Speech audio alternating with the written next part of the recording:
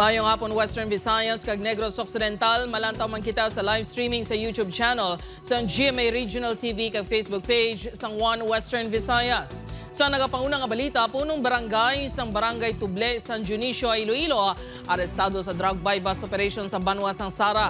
Malapit 1 kilo nga suspected shabu na kumpiskar sa kapulisan. Si John Sala nakatutok live sa Barangay Lanit, Haro, Iloilo City. John?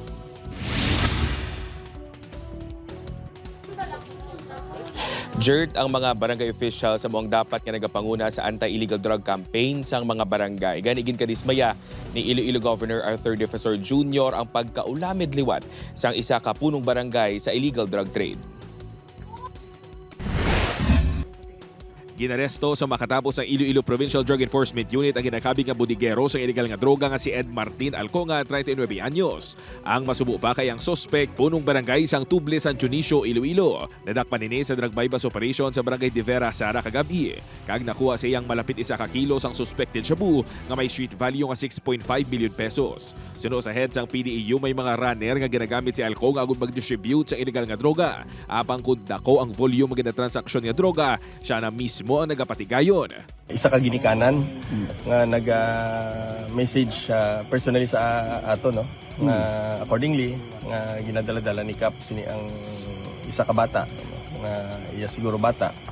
Then after sina nga nasundan siguro nila kag nagtuad sini nga ginapagamit sang aton punong barangay sang illegal nga droga. Sa monitoring isang kapulisan na kumpirmar ang illegal nga buluhaton sang opisyal sang barangay. Ginsundan naton ining activities sang aton punong barangay kag indeed na kuha naton no na dig up naton nga naga-engage sa pagbaligya kag paggamit sang illegal nga droga. Sa istansya, Capiz kag Manila kuno naghalin ang supply sa illegal nga droga ni Alconga. Sang Enero 7 nadakpan man ang punong barangay sang Barangay Kanawili, Haniway sa drug buy-bust operation kag nakuhaan sang 2.7 million pesos nga balor sang shabu kag dried marijuana leaves. Ginkadismaya ni Governor Arthur Defensor Jr. ang pagkaulamid sang pila ka mga barangay official sa illegal drug trade. Yes, I know may mga kapitan kita nga kadakpan. But may makasiling kita nga hindi man that is not the general rule. May duwa kita, we have 1,721 barangay. The good news is, kung nadakpan ang kapitan nga nagliadrag, kung mapriso na siya, he can be replaced. Suno sa gobernador, kinahanglan nga pasangkaron pang intelligence monitoring sang kapulisan.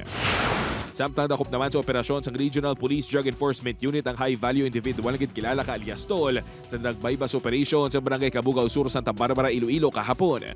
410 grams ang suspected shabu nga nagabaloro sa malapit 2.8 million pesos ang nakuha sa suspek. Dako naman ang pagpatis ang RPDEU nga ang bulto sang droga nga nakumpiskar ang ibaligya kuntani sa palabuton nga dinagyang festival.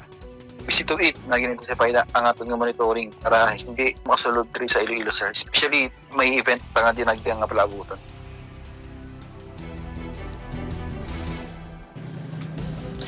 Jert, plano naman sang Iloilo Provincial Government nga magpatukod sa mga operation center nga magatutok sa pag-intercept sa mga illegal drugs nga nagasulod sa probinsya sang Iloilo, ilabi na gid sa mga puerto. Jert? Maramong gain nga salamat sa detalye, Kapuso John Sala.